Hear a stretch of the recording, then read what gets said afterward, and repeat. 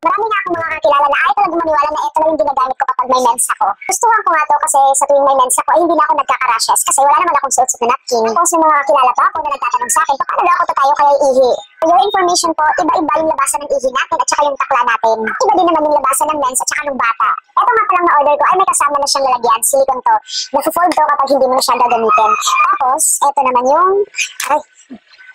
naman yung takip niya. Nagagamit ko to, nilalagyan ko lang ng mainit na tubig, tapos ilalagay ko dyan yung kinuha ko na doon sa part na yun, tapos ay tatakpan ko lang. Dahil nga yung nabili ko sa Viva Cup ay dalawa, so meaning kapag binababad ko to, ay may gagamitin pa akong isa.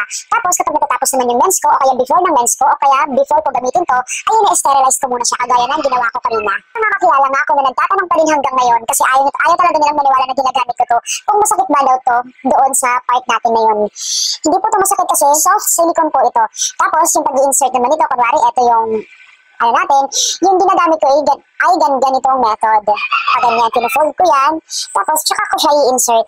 Tapos kapag nasa ilalim na yan, ay puso na lang magbubuka yan. Ayan, ganyan. Mas safe po ito gamitin kaysa sa mga napkins or sanitary pads. Ang kagandahan pa nga dito ay tumatagal to ng 1 year. Pwede mo siyang gamitin ng 1 year. 3 sizes to. Small yung sa akin kasi hindi naman kalakasin yung mens ko every month. Kung malakas naman yung mens mo every month, ay may medium at saka large naman ito. Kung gusto mo din ng ganito, yung link nasa comment section or nasa yellow bag. Or kung may mga katanungan ka naman tungkol dito, ay mag-comment ka na lang din sa comment section. Ito lang naman. Bye!